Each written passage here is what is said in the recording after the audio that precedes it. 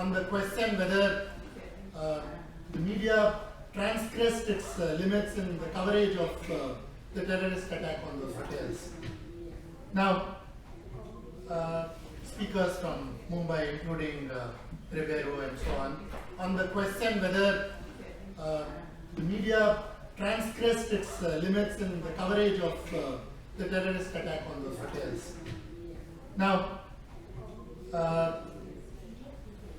a word about the Foundation for Media Professionals. It's an association of journalists, a very small organization set up with the twin objectives of upholding media freedom and promoting quality journalism. And I'm proud to say that this event is a testimony to our commitment to promoting quality journalism. Broadly, there are two kinds of journalists. First is access journalists who thrive on socializing with powers that be, quid pro quos and IOUs. They depend on their contacts in high places to get information on a platter, which is dressed up as an exclusive or investigation to divert attention from the fact that it is either a PR exercise or a hatchet job. They have no qualms in doing the government's bidding to shrink the space for dissent or attack anyone who is challenging the government, whether they are opposition leaders or members of civil society or academia. Instead of serving as watchdogs, they are reduced to lapdogs of the government, or as famously said by Ravish Kumar, Godi media. Now, the second variety of journalists are watchdog journalists, who against all odds stick by the principle of speaking truth to power. Even in this environment of ultra-nationalism, they take pride in the notion of the fourth estate and refuse to see the media as part of an infotainment industry. In their dogged quest for hidden facts, watchdog journalists cultivate whistleblowers who may be seen by the establishment as subversive elements, anti-national forces, or disgruntled public servants. As a natural corollary, they meaning watchdog journalists, leverage RTI as best as they can in the given circumstances to access sensitive information. Alternatively, they collaborate with transparency activists such as Venkatesh Nayak, who is here with us, Commodore Lokesh Batra, who is behind the series done by Nitin recently, or Subhash Chandra Agarwal, who I'm sure many of you are familiar with. Since this panel discussion is on RTI and reporters, it is but natural that the panelists are watchdog journalists and a transparency activist. And as the subtitle indicates, the provocation for this panel discussion is the 6-part series on electoral bonds, setting a new benchmark for investigative journalism. Happily, this month was marked by another RTI-based expose, which brought out 30 major willful defaulters, something that was in the air for years on end.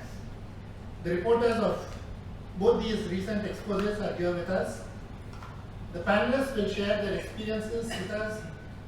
To this gathering of journalists and other stakeholders in the media freedom, it will be greatly instructive to learn how these investigative journalists pulled off these RTI-based stories. You can be sure that it would have taken a great deal of tenacity, courage, and integrity. These award-winning journalists will share their perspectives on the opportunities, threats, and limitations involved. In any event, this panel discussion is also a celebration of the RTI exploits of these and other such heroes. Let me now quickly introduce the panelists. I'll begin with the youngest, Kabir Agarwal, who is furthest from me. He's a national reporter at The Wire with a focus on political economy and environmental issues. He was awarded the Red Ink Award for Excellence in Journalism only last year in the Business and Economy category for his reportage of agrarian crisis in Uttar Pradesh.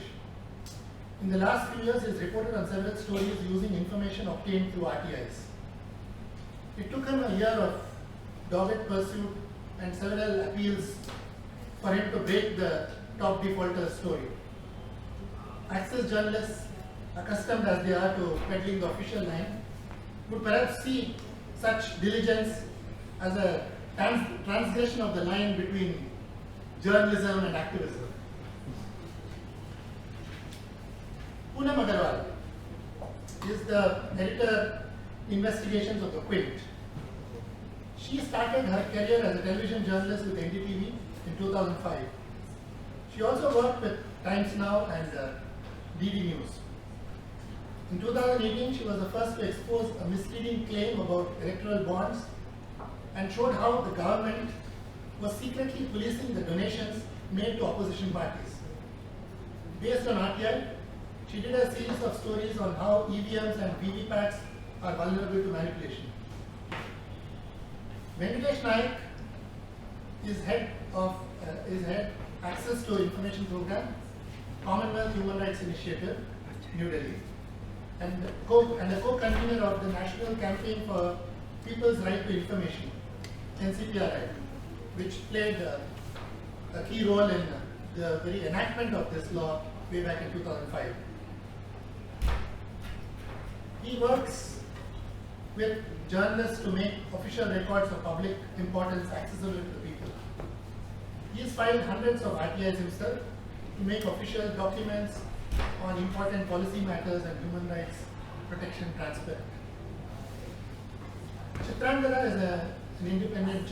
Chaudhary is an independent journalist and researcher from Orissa who works on issues of rural, in particular Adivasi communities, the environment, social justice and transparency. She has used the RTI Act to expose misappropriation of funds in Maharashtra's Rural Employment Guarantee Scheme, the precursor to MGNREGA, corruption in Mumbai's slum rehousing scheme, and more recently, land and forest grabs by the state and mining corporations in Orissa. She's also published peer-reviewed research on how bureaucrats in high offices, such as India's central ministries, which are ordinarily not public-facing, respond to demands for transparency sparked by RTI requests. Nitin Sethi, as you all know, is the author of what I dare call the historic series on electoral bonds, showing how the government pushed this scheme disregarding serious objections raised by RBI, Election Commission, and even Finance Ministry officials. He first made his mark as an environment reporter with Down to Earth magazine, and then expanded the range of his investigative stories while working with the Times of India, where I had the pleasure of being his colleague, Business Standard, and Scroll. He is now an independent journalist. So now we will begin the panel discussion. So,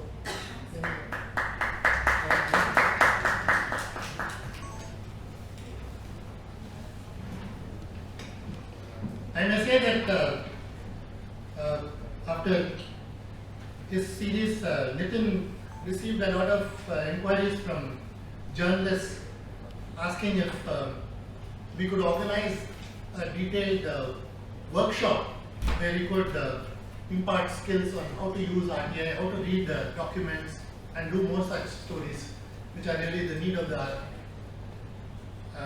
So, depending on the response we get, we will plan that in due course. Now, I will begin by asking Chitrangada, if you don't mind, will you set the ball rolling? Especially because, as you said, you did not just file RTI applications yourselves or work with transparency activists, but you also studied the trajectory of the law, how it has over a period been sought to be diluted and so on. So I'd like you to not just speak about your experiences as a journalist, but also your perspective as an observer of the trajectory of RTI. Please.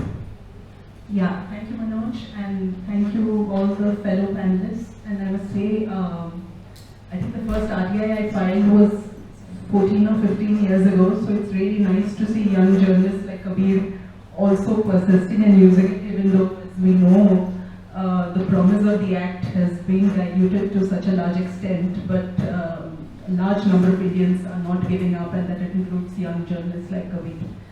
I also quickly just want to say a word of thanks to people like Venkatesh and the transparency movement in India, because the RTI came from the grassroots. And I think Venkatesh has compiled data which shows that more than 400 RTI users have been attacked since the law came about. I think 80 or 90 people have lost their lives. So it would be good to just remember all of them as we talk about this important act and discuss how we should strengthen it and sort of protect our hard-won right to information. So since the trigger for this event is electoral bonds, I'll speak a little bit about one area where I have used the RTI. When I began as a reporter in Bombay with the Indian Express as a beat reporter, you end up finding a lot of RTIs about the issues that you're covering. In the last few years, I've sort of stepped back a bit, both to use RTI to look at things that interest me, which is primarily now rural and Adivasi communities and how policies around land, forests and related issues impact them. And secondly, I've also stepped back a bit to look at the law itself and what does it mean. We had it now for over 10 years. What does it actually mean for the culture of secrecy, which is so ingrained in our public offices? So quickly, I'll talk about two case studies. So like the work of Nitin, Poonam and others has shown, almost 6,000 crore rupees has made its way into the political system through the shadow electoral bonds. If we ask a deeper question, where did this money come from? I mean, who are the people who gave this money? How did this wealth come into their hands? And if you look at I think the more than 90% are high value bonds. They're over 1 crore, I think. So these are clearly not you and me giving money. They are much larger interests giving money. So what was the pre-life of this money? Was it the land? Was it our forests? Was it the minerals below the land, which have sort of got transferred to people? And these are their communities who absolutely depend on these resources for their life and death. So I'm going to talk about two case studies where I used RTI. So if you remember in 31st December 2014, when the Modi government was pretty young at that time, they brought in an ordinance to amend the Land Acquisition Act. And the Land Acquisition Act had barely been around for a year. And so an ordinance signifies urgency. They brought in an ordinance and there was no clear reason why they were amending the act, in particular the most progressive aspects, which is the aspect of consent. You take the consent of the landowners, and the aspect of social impact assessment. You assess, do you really need to acquire that land, what will be the cost benefit analysis, and so on. So we filed an RTI on 17th January to ask for all file notings, documents, photocopies of documents, file notings, and any interministerial or other correspondence between the Ministry of Rural Development, which issued the ordinance, and authorities inside and outside government. So just to give the story away, we still haven't got the information. Venkatesh had also filed a similar RTI, and in fact we had a hearing, I think on the same day before the CIC, and the government has still managed to not give us the information. We did get partial information, and even that partial information tells a very interesting story, and it sort of reinforces the kind of story which Nitin has exposed, or even if you look at the RTI amendment which came earlier this year, or even the kind of decisions which took place in Maharashtra. And those partial information showed a pattern that you claim urgency when there really is no urgency. there is no interministerial consultation, there's no consultation with other groups, so there's no engagement with a point of view which is different to what you've already decided you want to do. And there's bypassing of critical institutions. So in the Q&A, if anybody is interested, I can go into what exactly was revealed through the RTI. The second case was of a forest clearance to a mine in Orissa. So the value of the mineral in this particular mine, which is in northern Orissa and Quint district, is 79,000 crore rupees. This is as per the government's own documents. So you can imagine the kind of lucrative stakes at play. And essentially, I filed multiple RTIs in the Environment Ministry, in the Orissa State Government, in the Collectorate in Quint, and basically could piece together a story about how the consent of these 7 Adivasi villages, which was necessary if 3,000 acres of forest had to be given to the mining company, that consent was forged.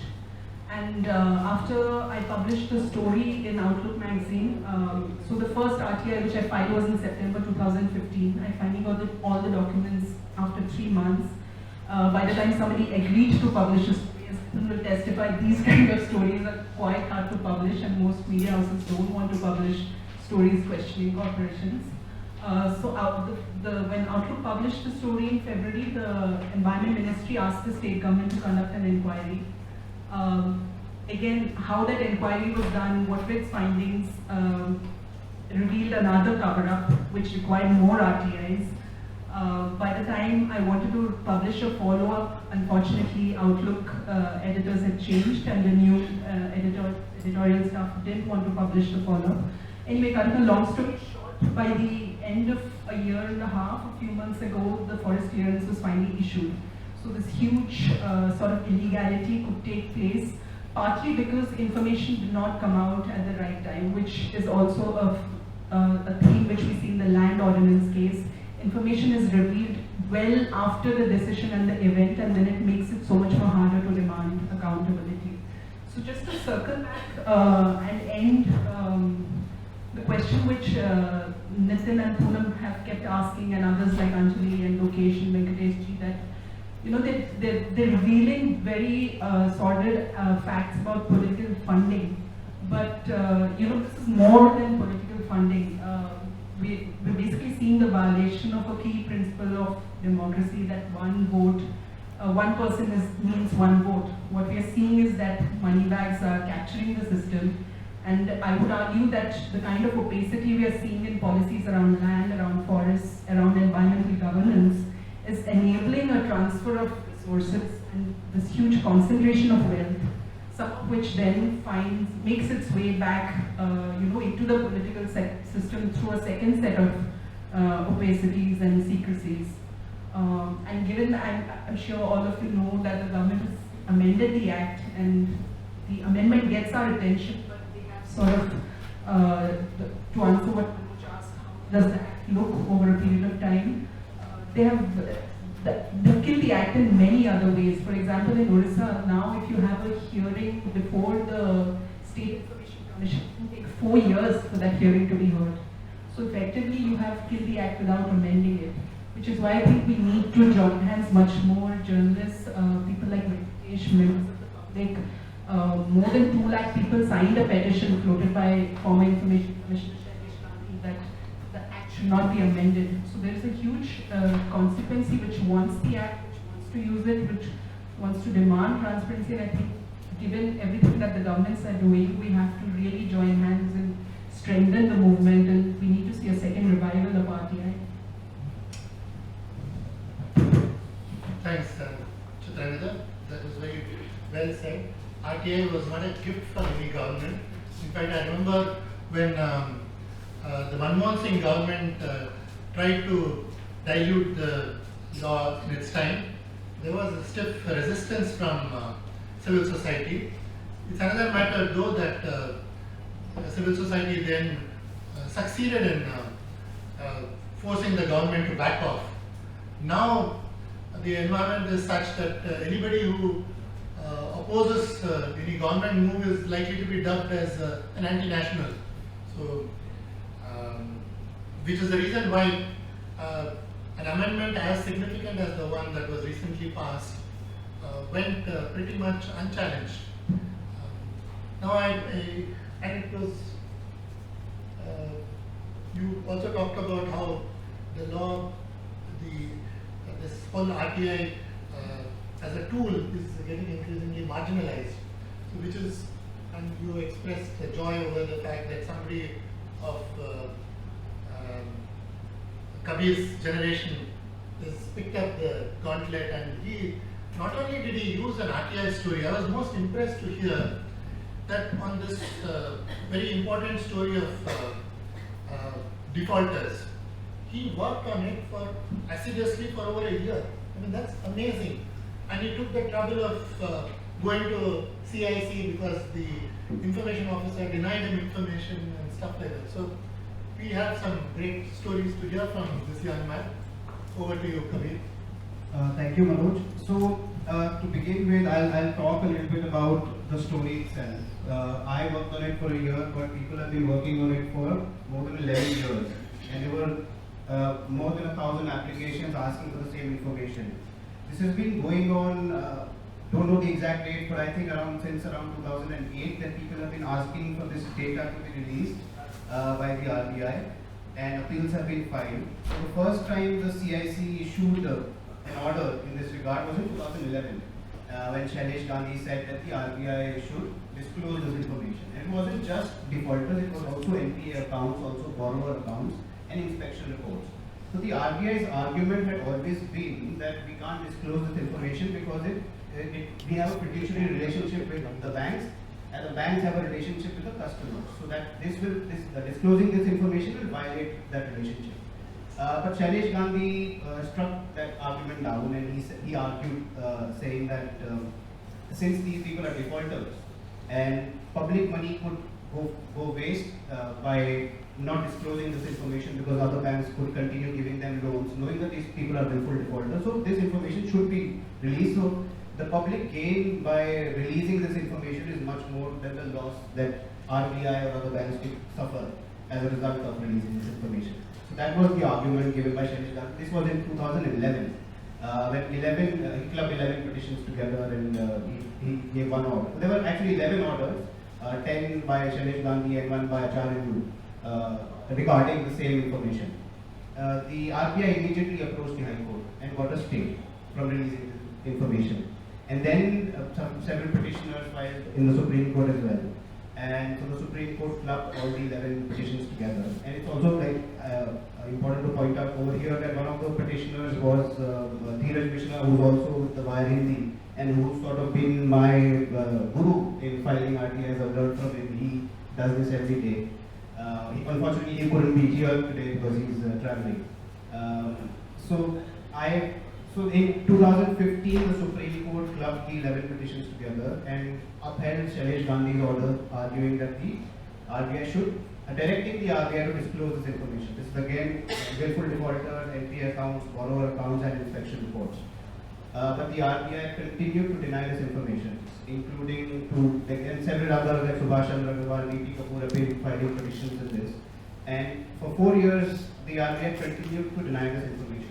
And then finally in April, I think it was this year, when some petitioners approached the Supreme Court saying that this is contempt of court, that even after the 2015 order, the RBI has not released this information. And the court came down quite heavily on the RBI and said that if the information is continued to be denied, then we could take action, and there could be contempt proceedings. So the first RTI that I had filed in this regard was last year in November, and I had asked for 30 defaulter accounts, borrower accounts, NPA accounts, and inspection reports.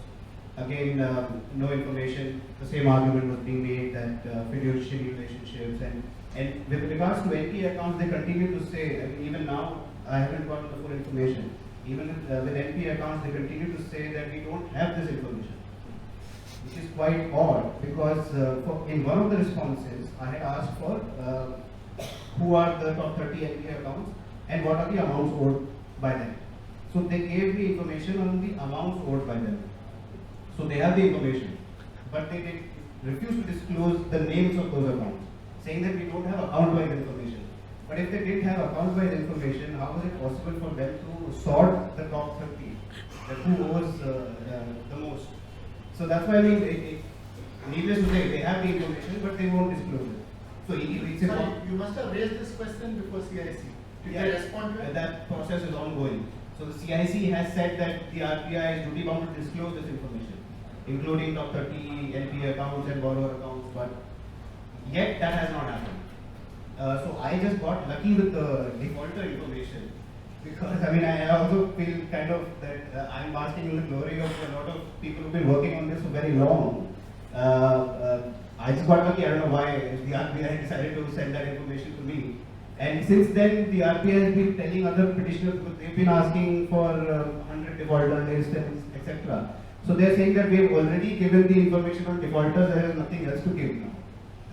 Which is what they've been saying, that both the CPIs have been telling other applicants. So I mean, this is just one part. So what the story that we reported was just a response to one question. And also, I think I want to point out that the story itself became so crucial in the sense that captured the imagination more than the information that it brought out, because of the process that it has gone. It's been 11 years. It's been 4 years since the Supreme Court directed the RBI to disclose this information, and the RBI refused to do so. But for some reason, maybe this was after the Supreme Court said that there will be contempt proceedings, that the RBI took it seriously and then disclosed this information. But I mean, there have been several others who've been persistent and who've been asking for this information.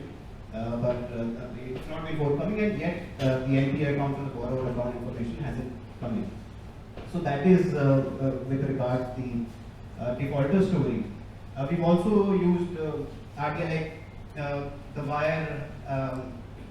I mean, RTI is a great resource for an organization like the wire, which has no other limitations except resources.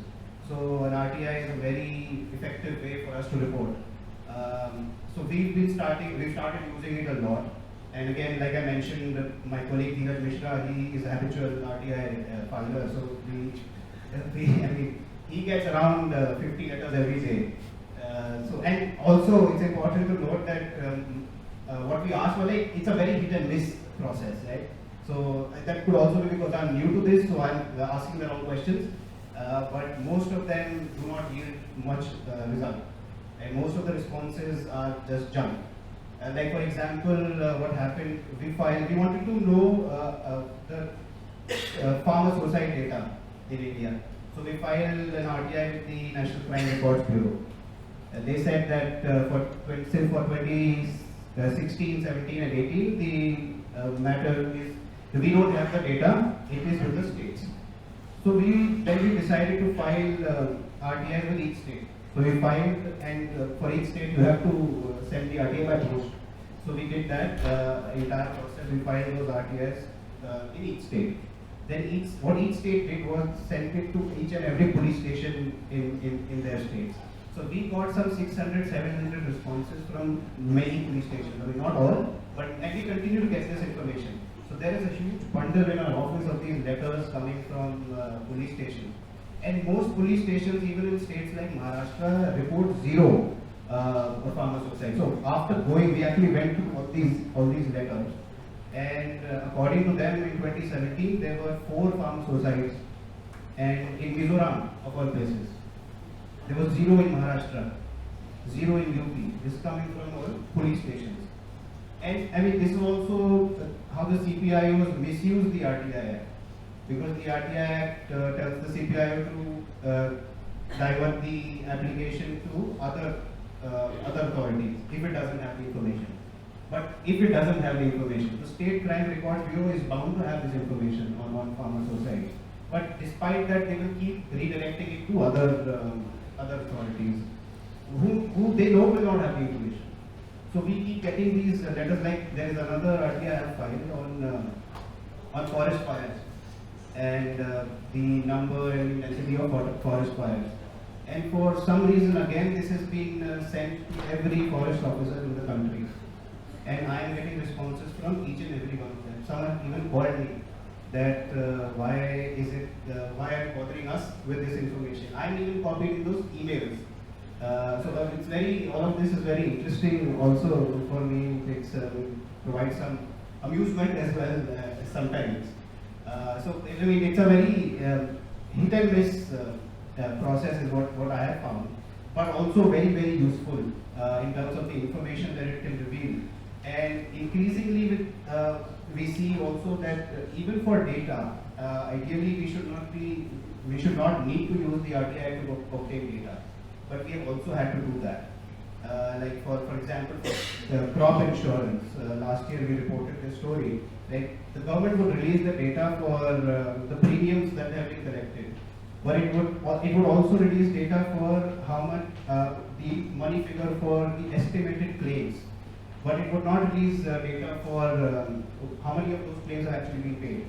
So we asked for that information. Finally, after some appeals, the information came and it comes in PDF. So we had to input all of that into Excel again. I'm sure they have it in Excel, but they won't give it in Excel. So we had to input all of that information, and that is again then led to a story which was that the premiums for insurance companies have gone up 350% after the new crop insurance scheme, and the claims have not been paid. Around 70% of the claims at that time were not paid. So again, it was a big story for us, and only possible through the RTI, because even with talking to agriculture ministry officials, they would simply not release this data. They would say it doesn't exist, that individual companies would have this data, and the agriculture ministry, there is no central place where this data is held, which is an argument made often by ministries, that there is no central database of such things, which is an argument the RBI also keeps giving with regards to NPA. So I'll stop here and then we can have a discussion. Thanks, Kabir. You gave us some of the lighter moments in your pursuit of RTI information, and it was gracious of you to acknowledge that you benefited from the efforts of others, and you were also, that you need a stroke of luck in this business of gathering information, and you were also lucky to be in an organization like Wire, which is so geared to this.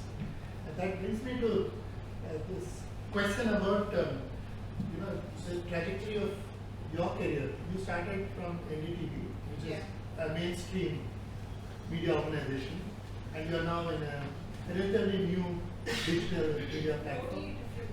Yeah, Quint. So, you've also been engaged with RTI, though the big story you did on electoral bonds was not an RTI-based story, it was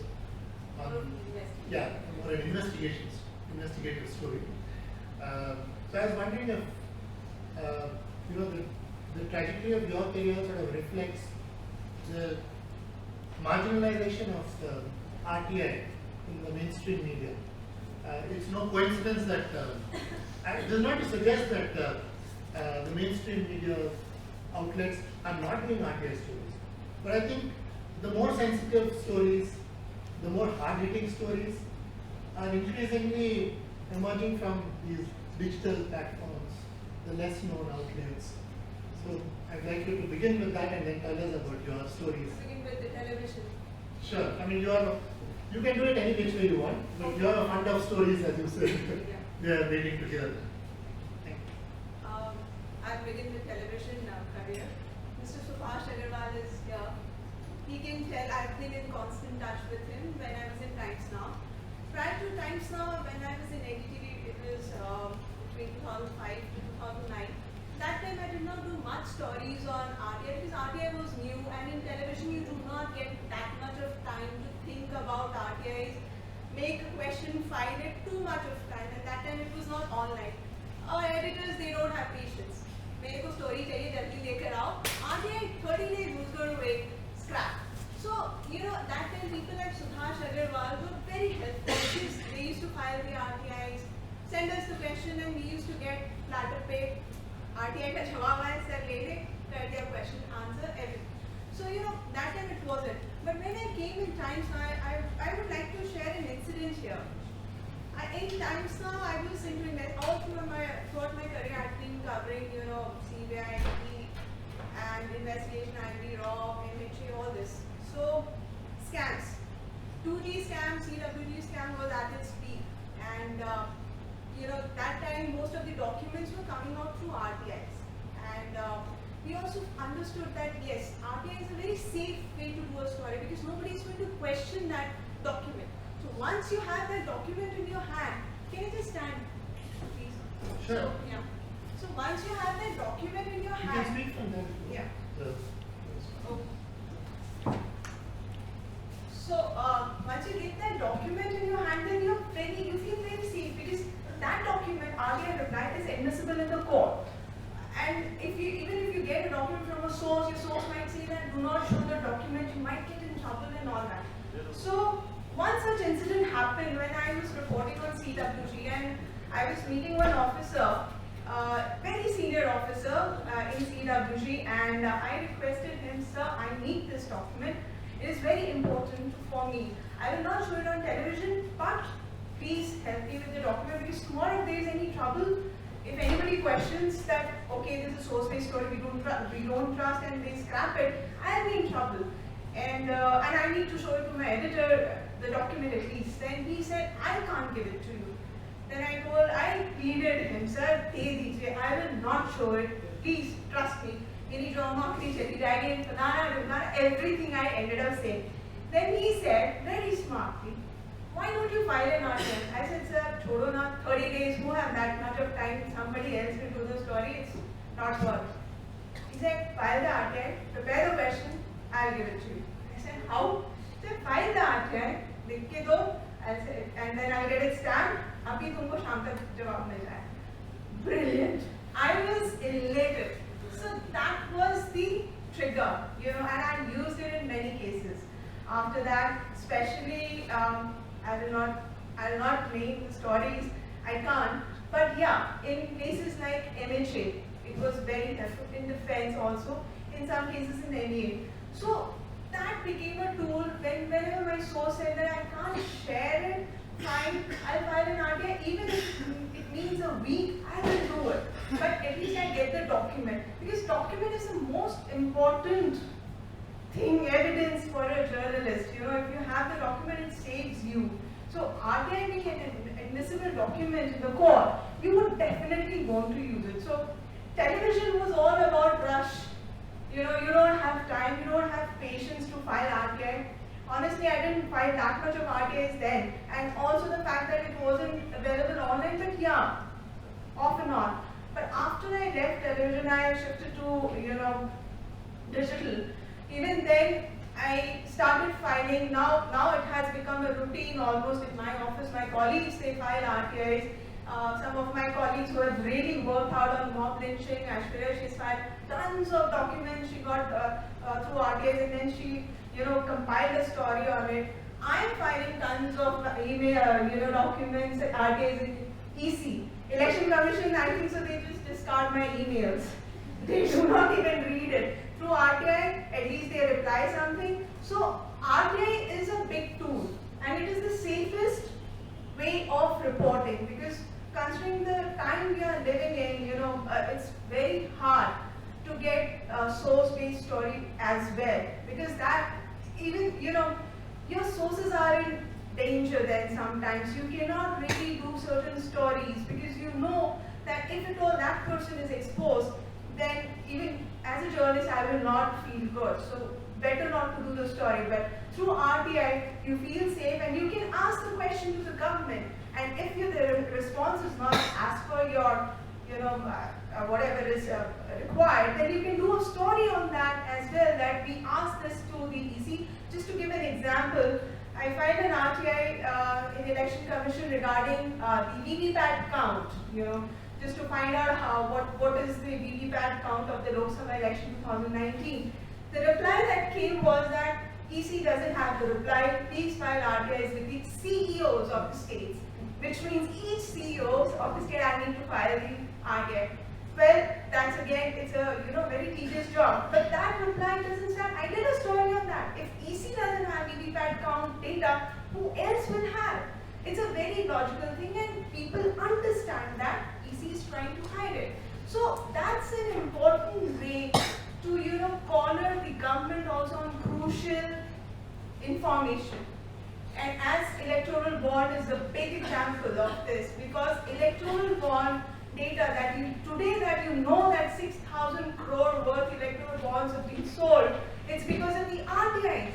And thanks to people like Lokesh Batra, I would like to take another name, Vihar Dubey, he's Bombay-based, who's persistently finding RTIs on electoral bonds, Anjali Bhardwaj. All these people, they've been finding several RTIs on electoral bonds. That's the reason that we know the number of the electoral bonds at least. Otherwise, people like us would have been in doubt. You would have known who these donors means, how many bonds have been sold. And another thing that today we know that out of 6,000 crore, at least over 4,500 crore worth electoral bonds have not been declared. So who got it? I don't know. I can only think about, guess.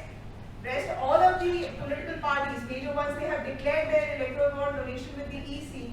Congress says that they have filed their annual audit report with the EC, but it has not been uploaded. So these are some of the facts which are important to be in public domain and we can access the electoral bond. So this is how RTI thing started, but should I shift to electoral bond thing a bit? Sure. Please. Okay, now electoral bond story is very interesting. It's a curious case. Curiosity kills the cat. It's easy to kill me if I get curious. So this is how it looks. This is a paper which electoral bond is how it looks. It's a thin paper. So there was a discussion when this was introduced. There was a discussion in my office in editorial meeting. My editor, Mr. Raghav, has said that since now it is being sold, why don't we purchase one? I said, sir, fine, I'll go and purchase. He said, just see what all is required and just go and purchase, because we had that doubt in the mind ki serial number hai ki nahi. We always have. Whether government is so honest that they are not tracking anyone. Fine, I went to SBI Bank, this one, Shastri one. They said, sir, my pass to hai nahi. They said, then they sent it to Parliament. Parliament Street, SBI Bank, the headquarters. The process is tedious. I did not have the PAN card the original PAN card, I mean the hard copy. They said, I will not give it to you until you get the hard copy. I said, fine, I'll get it. The next day I went.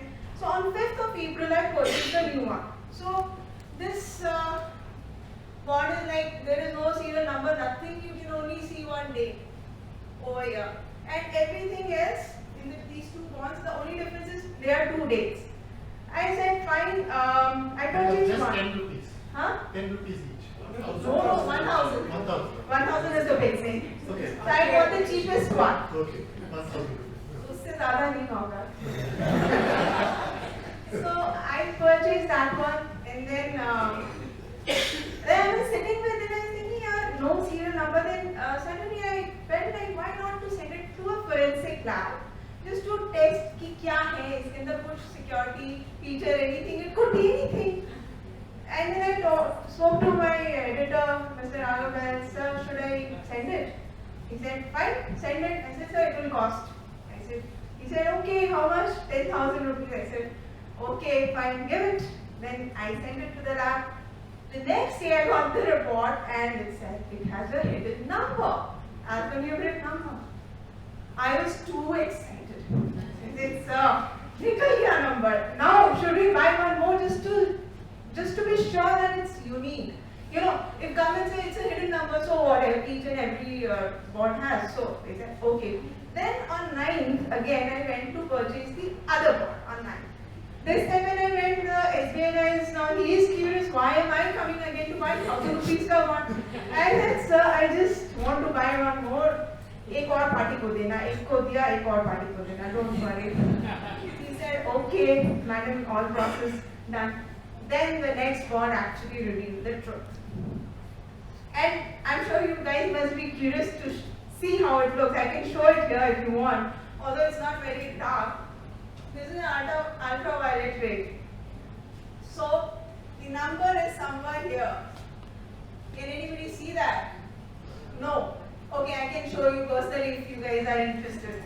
So when this thing came out, and then the story is right there, and it is disclosed, and obviously the hidden number is for nothing, because when they handed over the electoral bond to me, they quietly brought it from inside an envelope. They didn't even open. The secrecy behind it was troubling. Why so much of secrecy in this? It's just a paper. You come on, hand it over to me. And the way they handed over was, something. So nonetheless, this is how the investigation on this bit started, and people like Lokesh Batra and all these guys, they got into it, and then we understood the importance and the way it has been done. After that, Election Commission's objection and the Supreme Court petition in the on this particular issue in April 2019, just before Lok Sabha election, all that happened. But the point here is that this is one part, bringing out that hidden number, and then finding a series of RTI and bringing out the entire thing that government had been, misleading and lying that no, this hidden number is not being recorded. When the RTI reveals that these are being recorded by the SVI. So these facts, they could come out only through RTI. The investigation that I did was on the hidden number, but after that, whatever information came out, it was through RTI. So it was a collective effort of all these people who filed RTI. They were persistent. And let me just also point out here, people who are interested in filing RTIs, the question formation is the crucial thing in RTI. If your question is not rightly framed, then even if the answer is somewhat helping you, but if the question is not right, I can still not do a story on it. And it has happened several times with some of the RTI activists. So I always demand the question and the answer parallelly, because until as you know the question and the answer to it, it will not really help you to understand what has been replied. And that is where actually, these bureaucrats, they try to be evasive in replying to RTIs. Thanks, Pooja. Thank you. Really, your story about electoral bonds, your adventure with that, though it's a slight digression from the RTI framework we set for ourselves, it very well sets the stage for the stories that Nitin will share with us. We are eager to know not just about how you put together this series, which came after the spade work done by Lokesh Batra, and we gathered from one of the stories done in HuffPost. In fact, that's one of the stories we would like to hear from you. You are an independent journalist. How did you succeed in selling this idea to HuffPost, which is part of, if I'm not mistaken, the Times Group? Not anymore. Okay. So maybe that's the reason why they could do it. So, and before that, I gathered from the story the journalist from HuffPost did that it took 2 years of pursuit on the part of Commander Batra to put together that information, and how it then came to you and how you put together this great series over days. Thanks. I think for me, there were other things which were very central to how the stories happened. The spade work on the RTI was largely Commodore Batra and other RTI transparency activists who pulled through Anjali separately. I think Venkatesh, who I didn't know was doing this, and suddenly popped up and saying, even I've got one. Like, lovely. So that's how we got the sixth one out in the middle of planning only 5. I think what was fascinating for me was the collaboration that were required to make this happen. The collaboration in the sense of transparency activists working very assiduously with each other and with journalists. Fascinatingly, the regional media, what we call the regional media language, different media in different languages, and now each of them were willing to lap it up. I did not need to be, initially had 2 partners, one in Malayalam, one in Hindi. By the end, when we ended the series, we now have 9 partners in 7 languages, and each of them not only worked for it, they were willing to pay for it. And each of them responded to say our readers. Well, it's fascinating because you hear so much about how there's no money, etc. And you look for these grants from abroad that keep you going, etc. Which is all basically you're advancing money out of your pocket and then hoping to get it reimbursed over a period of time. That was fascinating. To the fact for me that it broke the myth that readers across the country who are not the English reading elite are not interested in what happens in Delhi. Loads of these, I think out of 7, at least 4 editors used to call up every day saying that being harangued by my readers about why have we done this for the first time. So much so by mistake, the Odia newspaper run by Tathagat Satpathy unfortunately published my cell phone number on one of the series. And we were inundated with calls from random places in Odisha just calling up saying fantastic work, which actually showed there's so much demand for good journalism. There's this notion that people don't want to read good work or decent work or long gestation work or just different kind of work is completely fallacious. To me, that was great. For response from Arunachal also? Yes, we've got emails, we've got people actually, so somebody who wants to do a training in Arunachal on this, the Arunachal Union, Journalist Union wants to understand how this process happens so they can do it in the state, with the state government. We've got, by now it's almost like hilarious because saying, you got to pay me for that as well.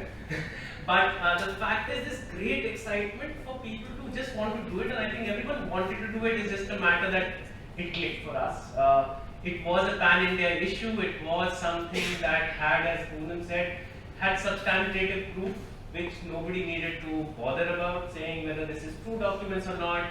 It was also an alliance of, I would like to think, where people would just trust journalists, where, say, HuffPost took on the entire burden of fact-checking this for a month, and we had repeated fact checks. Once that process was over, other news organizations just accepted at face value. Fact check like what? What kind of? Like each document, each assertion, every sentence, fact checked by 2 independent editors within HuffPost. For example? So I remember this because there was one episode where the officers within the government are changing very rapidly at one position, and in a period of 3 months they had 6 officers in the same position, so the signatures were changing, and I kept on thinking I got it right, and every time an editor would check it back and say, no, on this particular date I checked on Google, there was some other chap serving there, have you got the name right or not? So that kind of very meticulous fact checking, which I think I must give credit to the HuffPost team, initially was embarrassing for me because they would, the moment I thought I was confident enough I got it right, they would prove me wrong, and that was fantastic. But more than that, I think the regional players outside who just trusted us with our work and said, if you've done this, if you've taken 2 months' time, we probably would just go with you and not say re-corroborate it with us as well. I think a couple of them actually came back later and said, oh, you think there was a logical error there, and they realized actually there was a minor one, so even they were reading it carefully enough. You think daily newspapers in regional spaces do not, care about quality, etc. In fact, they were doing fantastic work. They would call up, pointing out errors in our English as well as our logic sometimes. Third, I think what is fascinating, and which is, I'm not as fervent an RTI user as most people on this panel are. I use it very, very infrequently. I use it very carefully because a lot of my work has had to do with also Not that finding. others are not careful. No, they're careful in the sense they just go all over and file it and actually get much better results. I'm actually very reticent and conservative in the way I use RTI. And again, it takes strength from the fact that the newer generation is feeling much more happy and comfortable doing it. I think I'm partly in the old state where I'm conservative about it, and I do have used what I would say long-bit relationships within the government to source my information. But to me, what I found fascinating, again, the other collaboration is between your old sources in the system, your other colleagues in the fraternity, even across organizations that you would think otherwise do not do this kind of work, and how they would help you once you told them this is the work I'm doing over 2 months, come together to say, you can cross-verify with this person whether that happened or not, what was the reason that it was happening. So even the tonality of your series developed on what was the intent of the state. And that intent could be such that because informally we were speaking to sources with them to find out what was happening at that time inside. So that also gave us, say, the notion of an anonymous paper, which this one part where we talk about this anonymous idea floated within the government, still not named, dated about, somebody saying we can do this digitally, etc., etc. Now, it would have been very innocuous for us, it would have just passed through, and I had a hunch that I never read that language in a bureaucratic file, took it to a couple of friends inside the government, and they looked at it and started laughing because I think they knew where it had come from, but they could clearly at least say that much that it had not come from within the government. The description in the piece. So that kind of collaboration, and then there was an episode where a colleague of mine, again from Times of India, who knew me long back, and by random chance I ended up, I think, on a drunk evening telling me what I'm doing. And he actually 2 days later came back and said, hey, I have this source inside, you need anything verified, let us know. So we were able to use that to again get some anecdotal information about things we are finding now, which portend to be perhaps even worse than what we've seen so far. I think a lot of our work as individuals, even though we find these institutions don't work as well as they should, media organizations don't work as independently as they should, the strength of just individuals coming together and saying it can happen, and that you'll work regardless of what your larger institutions are telling you. That to me is the biggest strength. I mean, in the last 3 months that we actually looked at these papers, very often it was on a low day when we couldn't make some things out. I've actually called an ex-bureaucrat friend who's come down to meet me 30 kilometers from where he is, read the document, made sense to me and said, this is why this is happening, this is the logic. Actually given us the legal space, explaining how legally something should have happened, therefore what is the illegality here. Like a simple question, I remember, again, collaboration, like I called up Venkatesh and I asked him, I said, the SBI is sending, when RTI queries come to SBI on the electoral bonds, they send across these to the finance ministry, saying should we reply. Now, to get the accuracy of saying, is this illegal, is this quasi-legal, or has it never been talked about in the law, that one institution is sending it to another institution for approval, to get even that technical language right, the collaboration randomly, Lisa came to know he was doing his own work as well. I called him up one night to say, tell me, is this legal, extra legal, or just something that the law is not talked about, is silent about. Therefore, I would be able to use that phrase exactly in the story and not exaggerate. That kind of stuff, I think the most, it's always held us up. I think that collaborations which are voluntary, almost done out of passion at times, sometimes out of intent of just people saying, yes, some fun work is happening, let's just join hands. I think that to me, perhaps the strength of journalism, and I think RTI survived because of that. It's not survived because of journalists. I think so far we've done pretty miserably with RTI.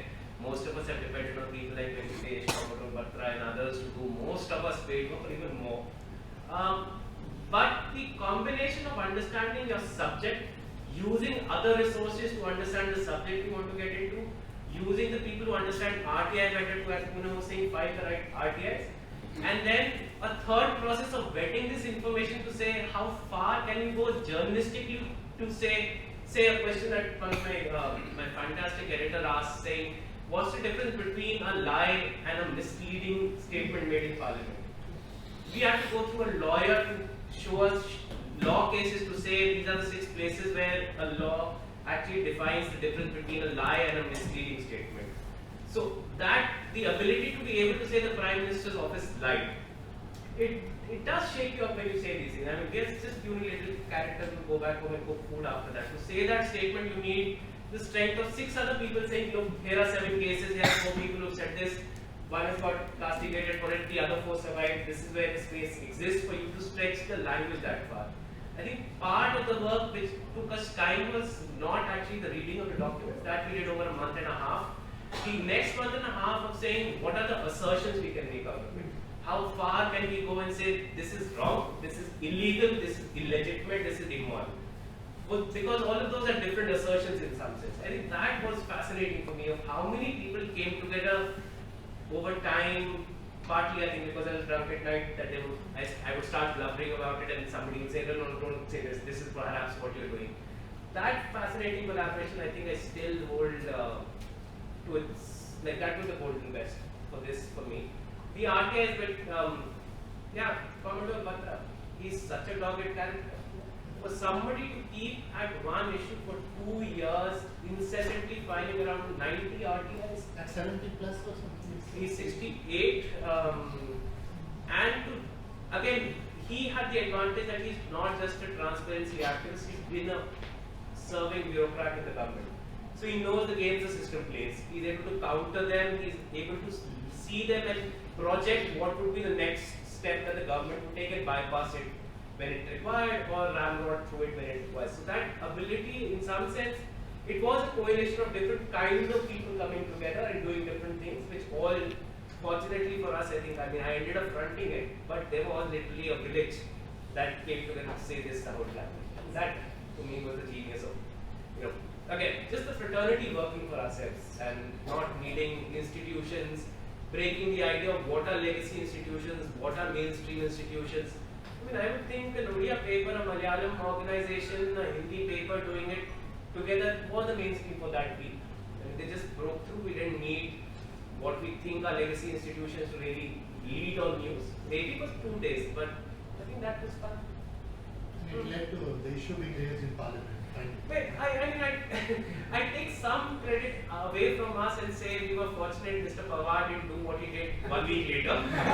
might have taken a little sharpness out of what we were able to achieve. There's a lot of fortitude, I think. As I think Kabir was saying, a lot of it is good luck. There is a lot of people whose back you write that you have never met. Say, I wrote on Poonam's work, which when we looked at the file, Poonam's name was there, another Indian Express journalist would find a query on Poonam's work, which spurred a complete new file, which led And remarkable of you to have given due credit to her in your story. How would I not? I mean, why would we not? It's just celebrating each other. It's the only way to do it. Absolutely. He's right in saying that it is remarkable because somewhere, I would not give an example, but yeah, in today's trend it happens that when especially digital and some news comes up, television, they scuttle those stories, which is very unfortunate because that takes away the importance of the story. The whole effort that we see these days that somehow, journalists are not being appreciated for their work, rather a group of people they work to scuttle it.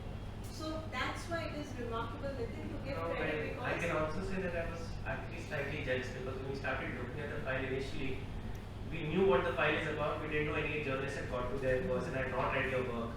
And the moment I saw it, I said, damn, this woman's been there 2 years before this. How do you not acknowledge that? I mean, somebody's been there 2 years before you have hit the jackpot. Without RTI, with complete, I mean, in some sense, complete enterprise. I mean, to me, I can't take the credit because Commodore Batra came to me and said, I've heard somewhere that you did a story that lasted 2 months of research. So I think you can take this one also. It was as okay, fortitude. It wasn't as if I had any relationship with him. I never met him in my life. He'd heard some story somewhere. He said, I was just looking for a journalist who would sit with a file for 2 months.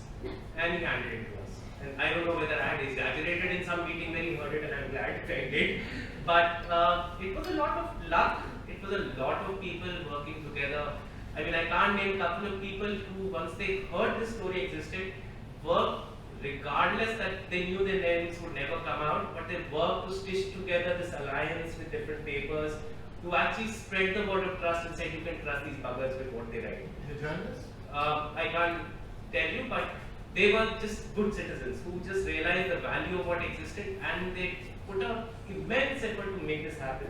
Couple of publications which didn't know us by names, others who knew us and were wary about can we pull this off or not, and they would just go and vouch and say trust us, and that worked. And now, I mean, it's so fantastic that now these editors are calling up saying when's the next project, and we're saying maybe this is, I mean, for me that's the great victory of this process. I think that somebody else can again do this, and this alliance can only be built on trusting a journalist to do a good work. This is not a business project that any large organization can start. It has to be done by regional media who wants to do something, and other language media which just trusts a bunch of journalists to do good work. And I think, to me, that's... Assuming that regional media followed the deal you originally struck with HuffPost.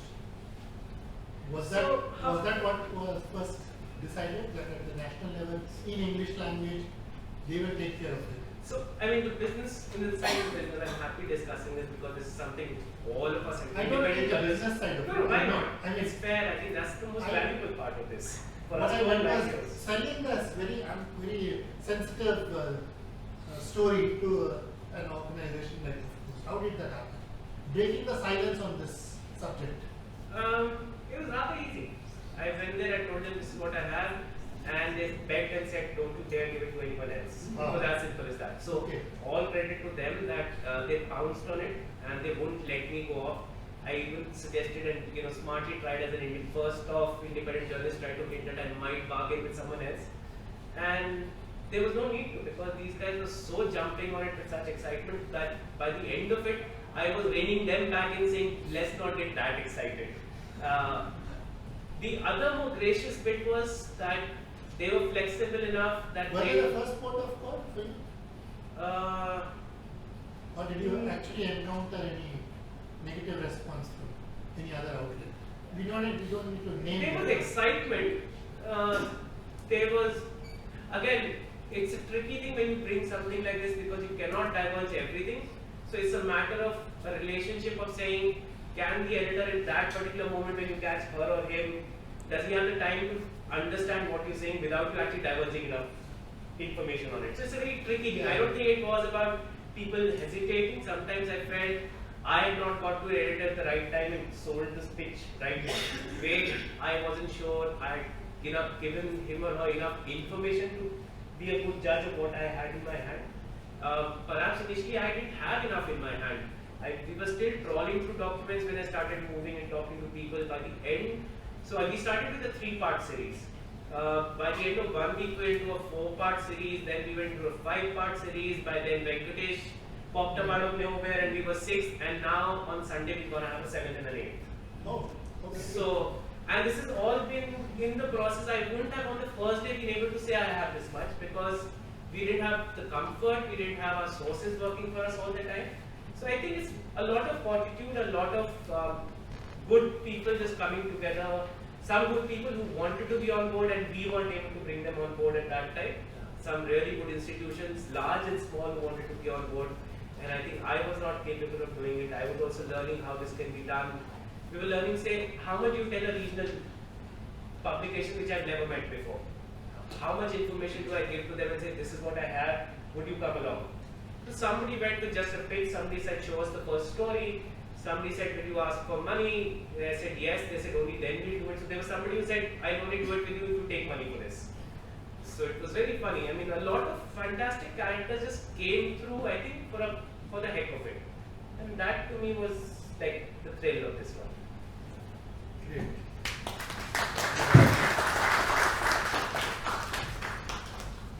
It's really very uplifting to hear your account of how you pulled this off. Very inspiring to all of us, I'm sure. And full credit to all the 4 journalists who have really leveraged RTI and shown the way to others. And it's not that you were the first ones to do, there were others also who did. But this is a representative sample of what's happening in the media space. And as you said, it's also to do a lot with the collaborative effort. That's without the contribution made by activists like Venkatesh. And repeatedly there were references to you, Mr. Agarwal. Even in my introduction I referred to you. You were yet to arrive at that point of time. And these are all genuine expressions of gratitude to you and your pride of activists. So, big hand to activists also and to journalists. This is a fantastic cause that you are serving. And now we have Venkatesh to tell us his experience. I doubt if any activist has worked as closely as you have with journalists. We have all received over a period your emails explaining in great detail the significance of the information you got. So, Absolutely. yeah. Thank you very much, Manojji. Very good evening to all of you, ladies and gentlemen.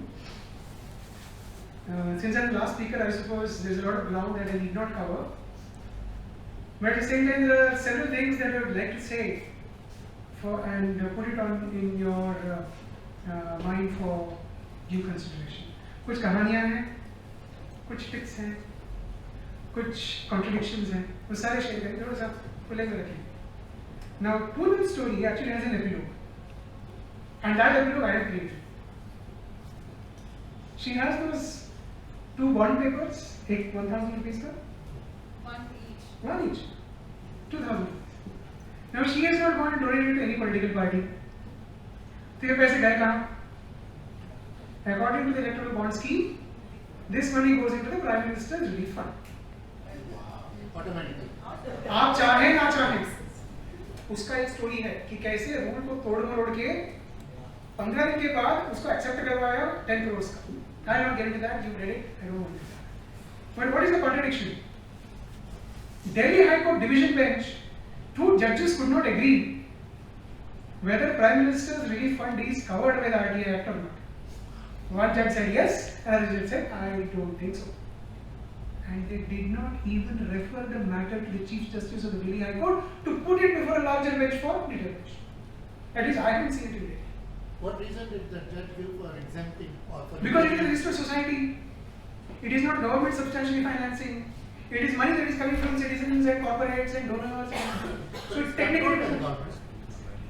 But the argument was one judge found, with deepest respect to the wisdom, because I don't want to go to jail for contempt of court, that they found, that the one judge found, you know, none of the criteria are matched. No, it's there.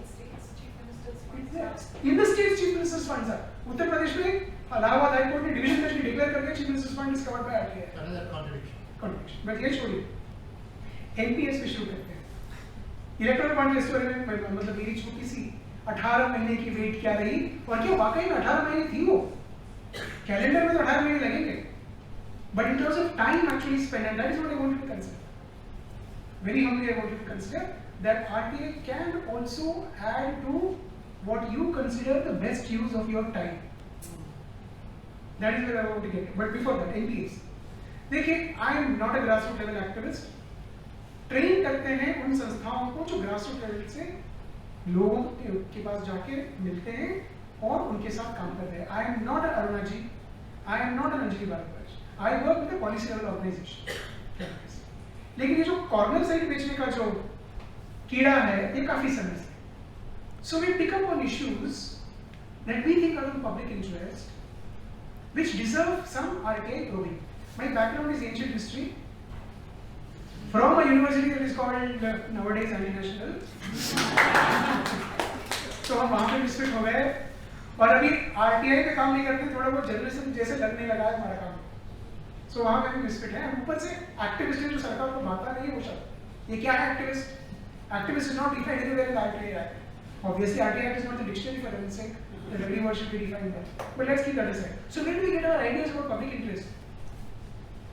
We get our ideas, our ideas and thinking starts at that very point where you end your story. I'll give an example. Where else? People like me don't have sources in the government. थोड़ा भी develop करा है वो अलग बात है. Because of the RTI, the credibility of the work that they think is credible, they tell you that. But let's keep that aside. First week of January, I don't know if you covered this story, any of you sitting in the hall, but media covered the story. Honorable Finance Minister said, we have realized 6,000 plus officers who are delinquent, bank staff who are delinquent because of whom NPS have happened. 250 लोगों के खिलाफ criminal cases चला दिया. I still haven't sent you that data. I will send you. But it is old now. I had promised it, but you know the piling up of papers. So obviously कीड़ा started working. तो पता करते हैं 6,000 लोग कौन है भैया? Let's find out. तो सीधे Department of Economic Affairs में RTI भेज दिया. Now Department of Economic Affairs believes in doing a lot of work, just like all other departments, but doesn't want to touch RTI, where information can be obtained from other public authorities. तो उन्होंने सारे banks में transfer कर दिए. एक करके bank से जवाब आने लगी. सवाल क्या पूछना था कि कृपया हमें ये बताइए किस ग्रेड के अफसर को आपने डिलिक्वेंट स्टाफ करार करके एनपीएस के लिए पनिश किया है और कितने ऑफिसर्स किस ग्रेड के ऑफिसर्स के खिलाफ आपने एफआईआर फाइल करवाया है सीबीआई में या police department. And I deliberately mentioned that RTI names are not required. क्यों? बोलेंगे पर्सनल इन्फॉर्मेशन प्राइवेसी वायलेट होगी. हमको नाम से क्या लेना देना? हमको ग्रेड देखना है. कौन से लेवल के ऑफिसर को आपने डिलिक्वेंट बनाया? State Bank of India with the largest sum of NPA says we don't have this information. यानी किसी को penalize नहीं किया हमने. बहुत अच्छी. Then one by one some banks started giving me information. Other banks said, sorry, we can't give you this information, this reason, that reason, blah blah blah. And then we did our appeal, submitted, data availability. Two banks gave me branch-wise data which I had asked. Others gave consolidated information saying grade 4 वाले officers इतने, grade 3 वाले इतने, grade 2 वाले, grade 1 वाले. Numbers तो कुछ लोग, कई सारे banks ने जानकारी दी.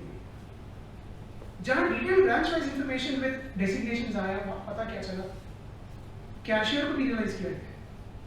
काउंट करते समय ज़्यादा पैसा दे दिया था क्या?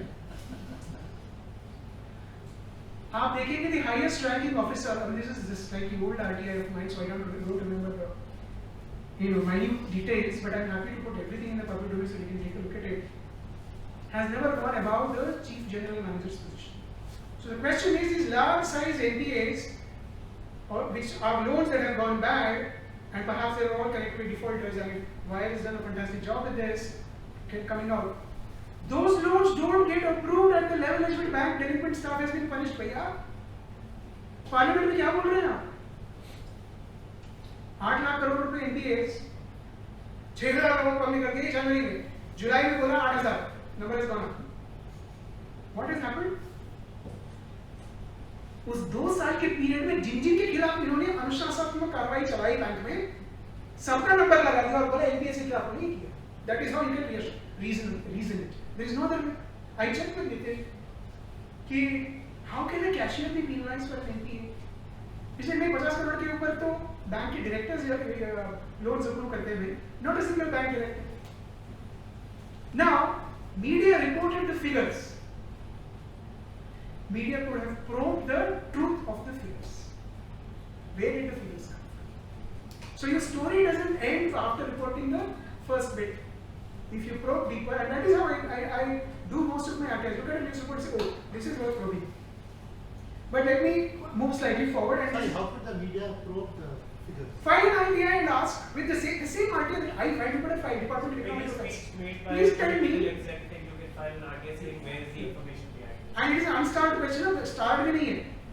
Unstart question की मैंने कॉपी लगाई और बोला DEA को, please give me the list of branches, branch-wise information, grade-wise information of officers penalized, names नहीं. As simple as that. So now I'm hoping to ask अभी थोड़ा सा parliament session चल रहा है, we'll see. साल खत्म होते होते शायद 10,000 पहुंच गया होगा नंबर. RTI फाइल करेंगे और उसको कॉपी करेंगे. But I want to go on a slightly philosophical point. ये RTI की उपज कहाँ से है?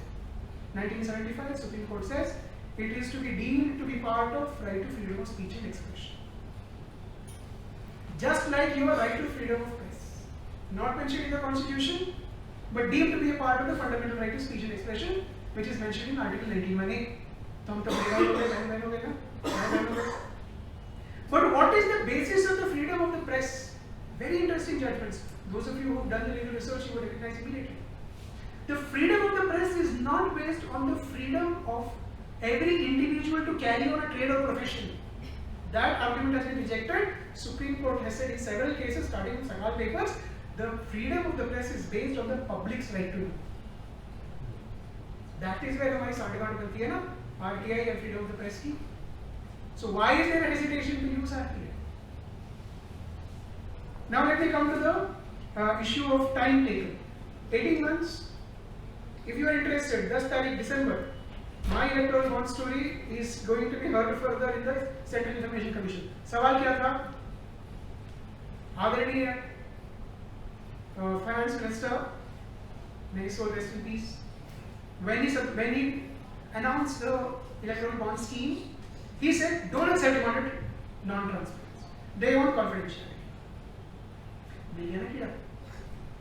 So he asked DEA, please give us a copy of, first of all tell us total number of donors who have requested confidentiality for making political donations, because of which you have filed, you brought the scheme forward. Give me a copy of all representations received. Simple से सवाल है. Draft करने में कितना time लगा? आधा घंटा। Speech पढ़ने को थोड़ा सा 45 मिनट लगे, ढूंढना पड़ा था कहाँ पे है। Thankfully it was a well organized section wise, so paragraphs 161 to 165 are about electoral bonds. You read everything, we quoted that in the RTI application and said, according to this speech, donors have demanded confidentiality, which is the basis for the electoral bond scheme. Please tell us names of donors and give us the number of donors. And we make copy of the draft scheme, electoral bond scheme, because उसमें draft चल रही थी. And 6 महीने wait किया, ऐसे नहीं कि कल स्पीच हुआ तो आज RTI फाइल करनी, नहीं, give the government time to formulate the scheme and then ask. At that point of time, I did not know that there was a whole history behind that, which thankfully the great work that Commodore Batra, Nitin ji and Anjali and all have done. Now we have got to know there's a prehistory to it. You see, we, as historians, we look at things in prehistory, modern history, medieval history, whatever. There's a prehistory, but let's not get into that. So what was the reply? DA said, we don't have this information, transfer out. अपने ही अंदर एक section को भेज दिया, फिर भेज दिया उसको डिपार्टमेंट ऑफ फाइनेंशियल सर्विसेज को भेज दिया. उन्होंने अगले दिन उसको ट्रांसफर कर दिया, आरबीआई में ट्रांसफर कर दिया, एक्सटर्नल में ट्रांसफर कर दिया. सब जगह से आया no no no no no. First appeal file किया, सबके खिलाफ फर्स्ट अपील फाइल किया. Why? Without that I can't go to the commission and charge any one of them. तो वो सारे खत्म हो गए. फर्स्ट अपील फाइल करने में कितना टाइम लगता है? एक घंटा एक केस में लगता है.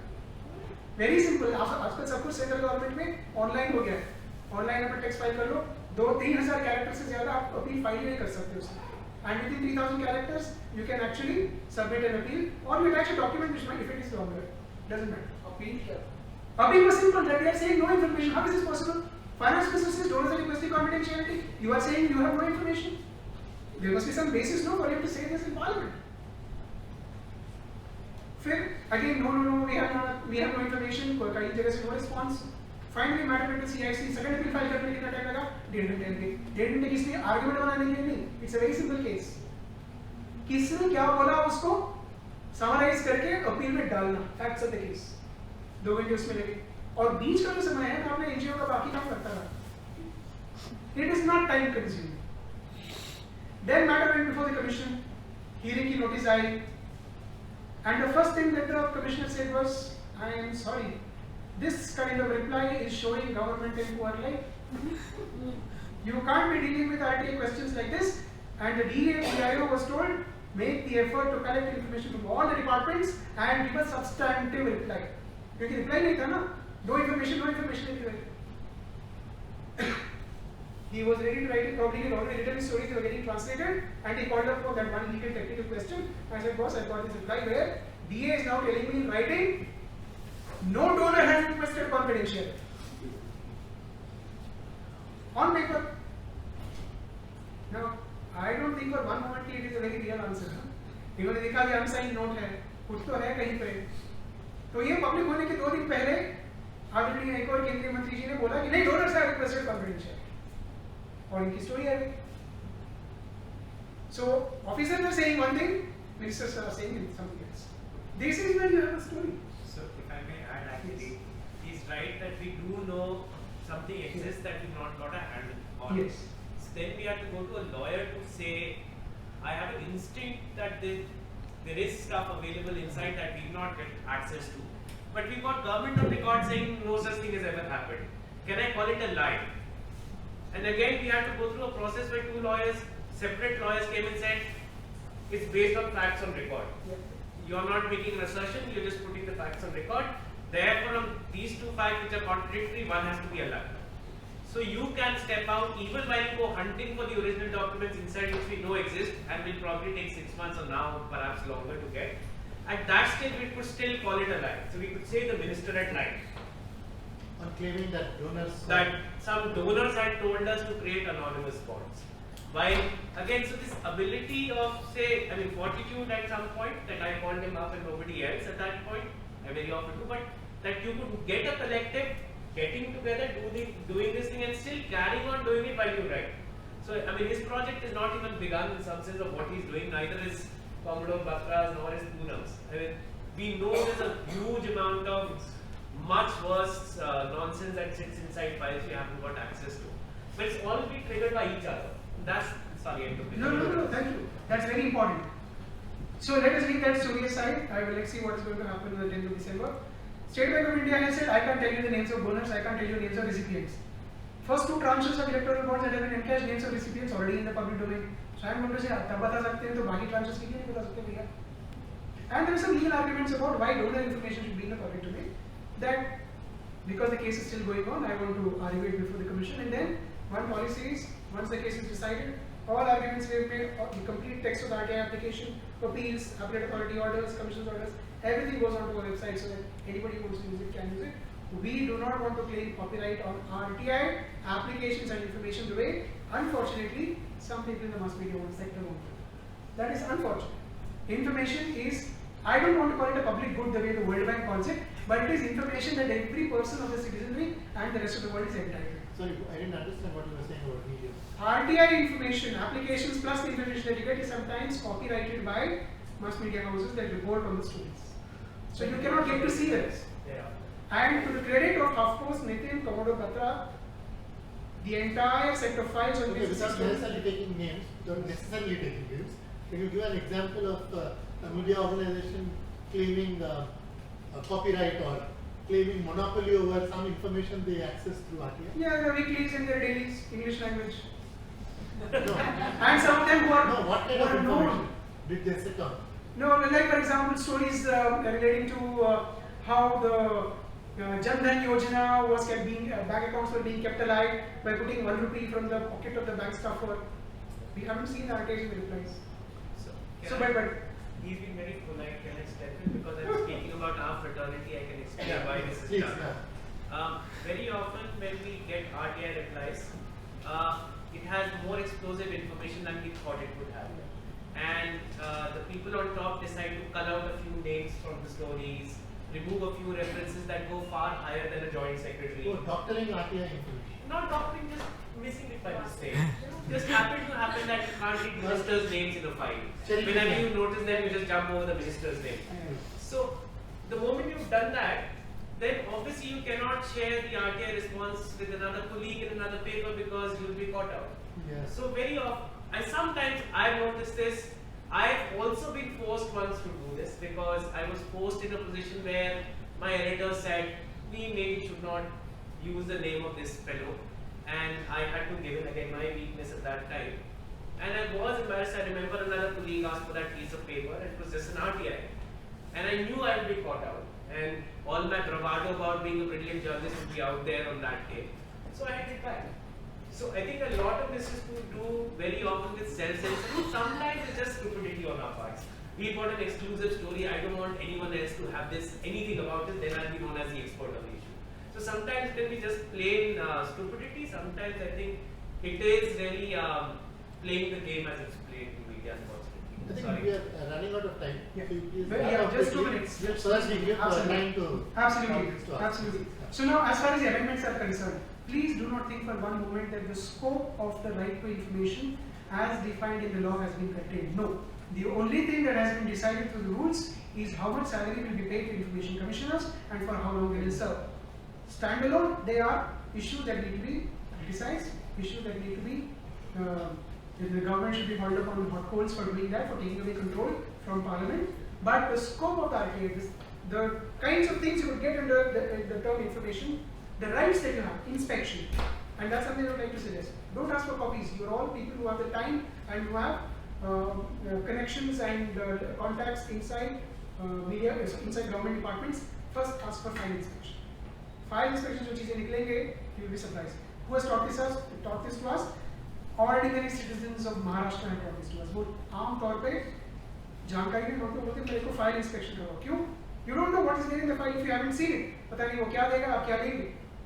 फाइल इंस्पेक्शन करिए, बोलिए भैया यहाँ पे 50 पेज का फाइल है, मुझे इसमें से 25 पेजेस, दिस पेज नंबर निकाल के दीजिए. आपके मतलब क्या निकालिए? Are you allowed to scan it with your Yes, there is an order from Wajahat Nagula, the first Chief Information Commissioner, which says you must be allowed to videograph the documents at your own cost, provided you meet the other safety requirements and you don't tear up the record, or if there is a security restriction of taking cameras inside.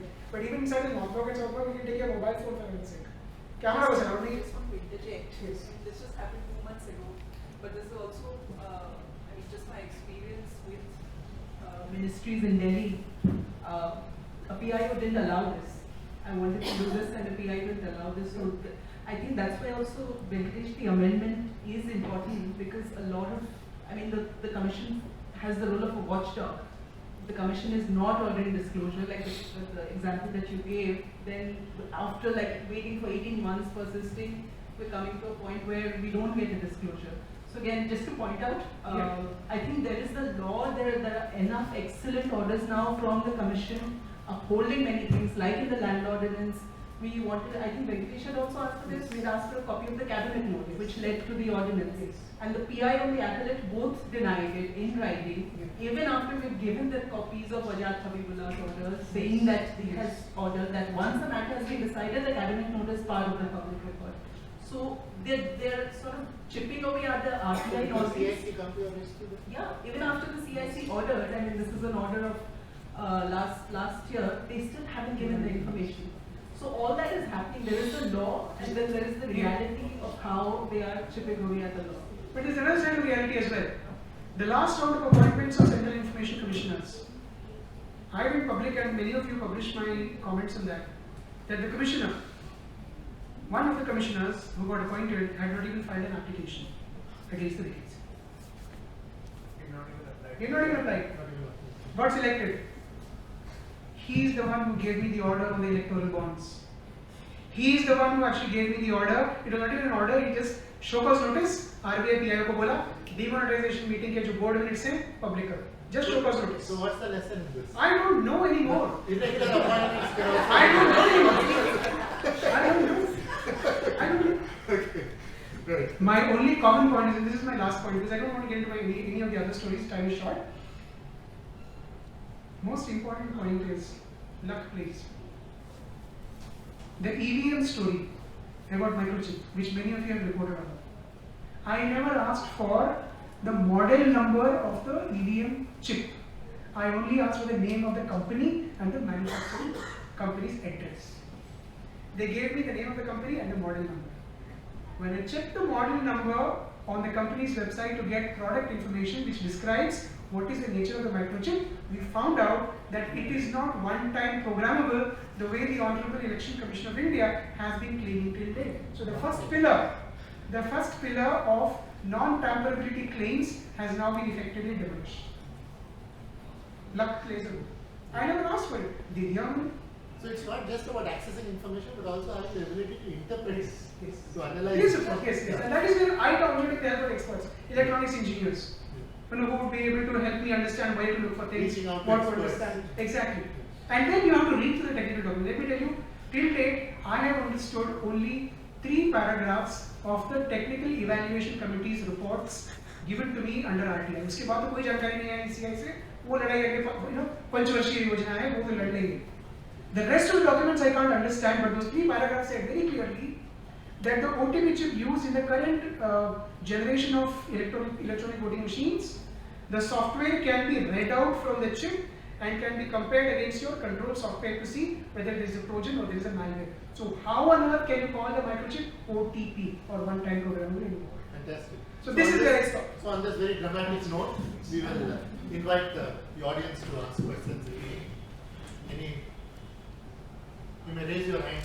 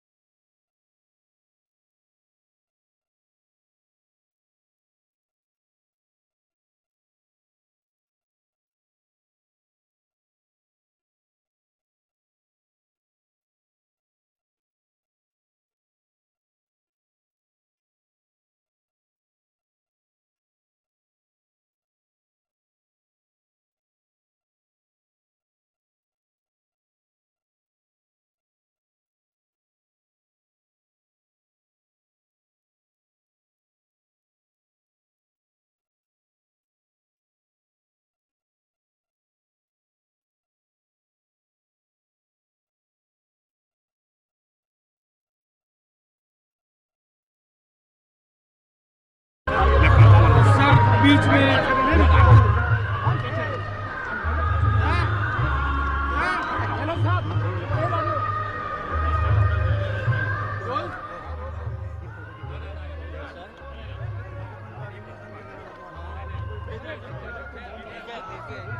Sir, शराबबंदी को लेकर जो बात हुई थी, आज फिर से आपने वही जिक्र किया है। गुजरात में शराबबंदी को लेकर आज फिर से आपने अपनी बात रखी है, क्या कहना चाहते हैं शराबबंदी को लेकर गुजरात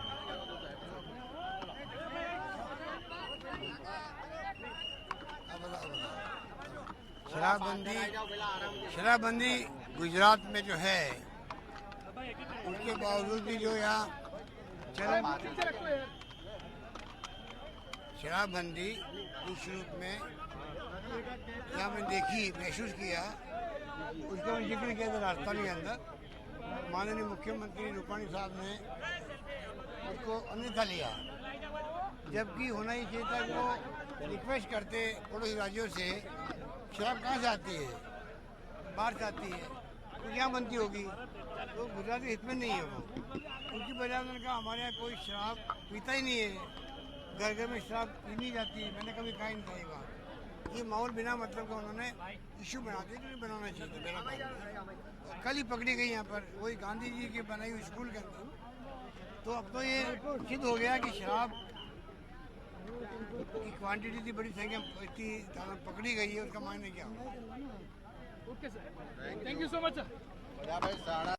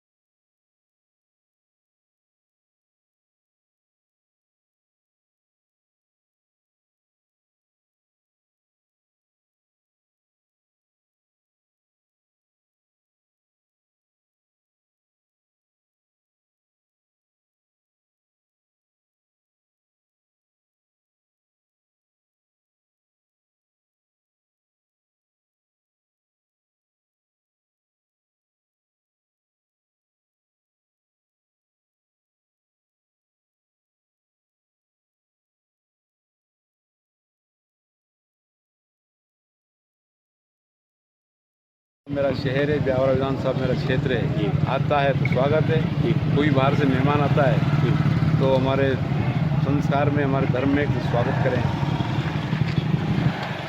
उन्होंने जिस तरह की भाषा का इस्तेमाल किया उसमें पार्टी पे भी आरोप लगाए हैं। उनका कहना है कांग्रेस का काम जलाने का है। इन्होंने 84 में भी इस तरह का वो किया था।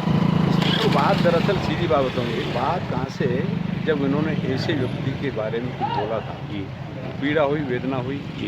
मैं तो यहाँ तक कहता हूँ कि द्वापर में कृष्ण भगवान थे, त्रेता में भगवान राम थे और कलयुग में साक्षात महात्मा गांधी जी।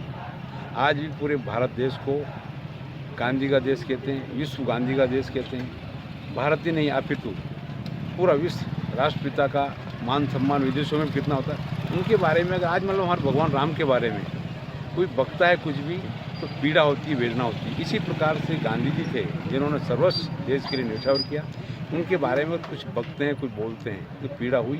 पीड़ा में भी इसके बाद मेरा मन में ये नहीं था कि तो एक आशिक दूसरा उन लोगों ने लगा लिया। मेरा मन, मैं हमेशा शांति प्रिय रहा हूँ। मैं गांधी जी मेरे लिए रोम रोम में गांधी जी, मैं अहिंसावादी हूँ। मेरे मन में कभी भी ऐसी चीज़ नहीं रही है कि मैं किसी, आज तक मेरा रिकॉर्ड है कि मैं कभी से किसी के बारे में शब्द बोलूँ। ये मन में था कि अगर बीजेपी ने कोई एक्शन नहीं लिया तो अगर राजगढ़ जिले में आती है तो हम निश्चित रूप से उनके पुतला में आग लगाएंगे। ये बात था, हमारा मकसद ये था, ना कि ऐसी चीज़ें। वो मानवता के नाते, हम भारत देश के रहने वाले मानवता के नाते जो अच्छे मानव हो, जो अच्छे लोग हैं, हम तो कांग्रेसी लोग पूरे अहिंसावादी हैं, क्यों गांधी जी के पद चिन्हों पर चलने वाले लोग, हम तो बात करते ही नहीं ऐसी। विपक्ष का कहना है आपराधिक मामला भी दर्ज कराने की कोशिश करेंगे। देखो, इसके लिए मैं सहर्ष तैयार हूँ। मैं गांधी जी का हूँ, गांधी जी ने गोलियाँ भी खाई है तो मैं गांधीवादी बोल दिया मैंने। मैं हर चीज़ सहन करने की तैयार हूँ, जो भी है समय बताएगा। आप तकलीफ बात ये है कभी कभी जैसे मान लो कोई किसी के बारे में कुछ भी कह दे और आज ना चाहते हुए कुछ मान लो इतनी पीड़ा नहीं होना चाहिए। जब आप हम बोलते हैं तो सामने वालों को कितनी पीड़ा होनी चाहिए, ऐसी पीड़ा अपने को ही होनी चाहिए।